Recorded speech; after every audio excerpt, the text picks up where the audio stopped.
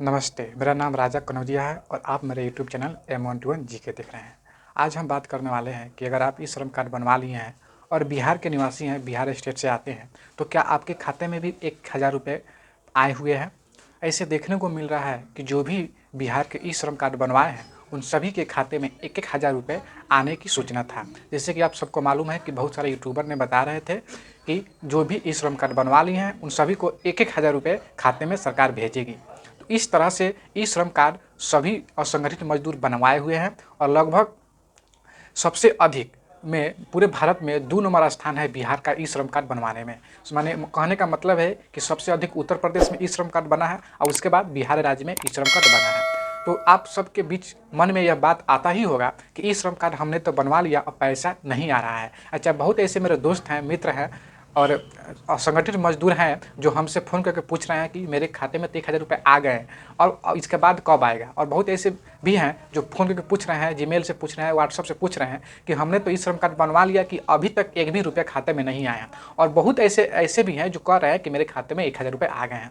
तो हम जानेंगे विस्तार से कि इन दोनों की बातों में, इन दोनों श्रमिकों की बातों में आए हैं कि नहीं आए हैं, कि क्या बातें हैं, सच में आया है या सच में नहीं आया है।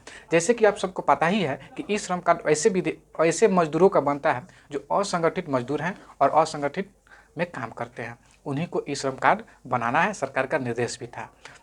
तो आप सब ने ई श्रम कार्ड बनवा ही लिया होगा।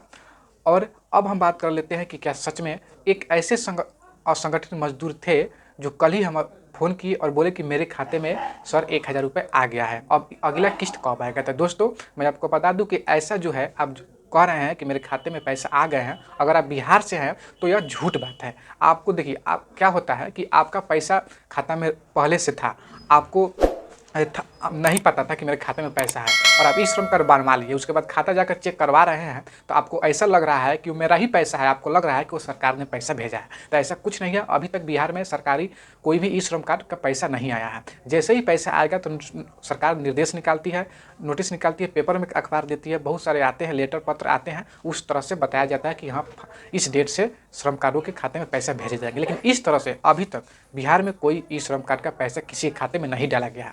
अगर आपको लग रहा है कि मेरा भी ई श्रम खाते में पैसा आया है तो हो सकता है कि आपका ही पैसा हो या बैंक इंटरेस्ट यानी ब्याज जोड़कर आपके खाते में ऐड कर दिया हो सकता, ऐसा भी हो सकता है। आप उसको एक बार ठीक अच्छा से देखिएगा, याद करिएगा। ऐसा कुछ नहीं है कि बिहार सरकार ने किसी के खाते में पैसा भेजी है, ऐसा कुछ बात नहीं है। वह क्या हो रहा है कि आप ई श्रम कार्ड बनवा लिए हैं तो आपके दिमाग में जो है ना, इस बात को घर बना लिया है कि मैंने ई श्रम कार्ड बनवा लिया है तो खाते में पैसा आ ही गया है। जैसे आप चेक करने जा रहे हैं तो अपना ही पैसा आपको लग रहा है कि ई श्रम कार्ड का पैसा है, तो ऐसा कुछ नहीं है।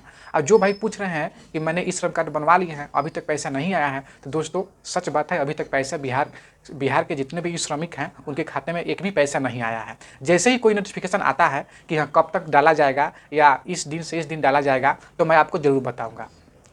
तब तक ले जो भी इस असंगठित मजदूर ई श्रम कार्ड नहीं बनवाए हैं वह जाकर अपना ई श्रम कार्ड बनवा ले, नज़दीकी कंप्यूटर केंद्र पर जाए, वसुधा केंद्र पर जाए, CSC केंद्र पर जाए और अपना ई श्रम कार्ड बनवा लिए, ताकि आने वाले दिनों में जो भी सरकारी लाभ आप मिले ई श्रम कार्ड वालों को, तो आप बनवाए हुए रहेंगे तो आपको भी ई श्रम कार्ड का लाभ मिलेगा और इसका आनंद उठा पाइएगा। तो दोस्तों, आज वीडियो में इतना ही रखते हैं। जय हिंद।